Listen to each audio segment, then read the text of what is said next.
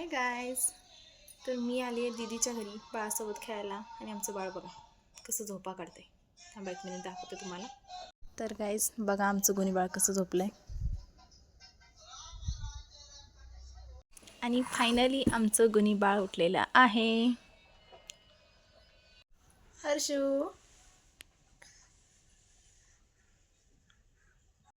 त्यानंतर दीदीची मी छान अशी साडी वेअर केलेली आहे.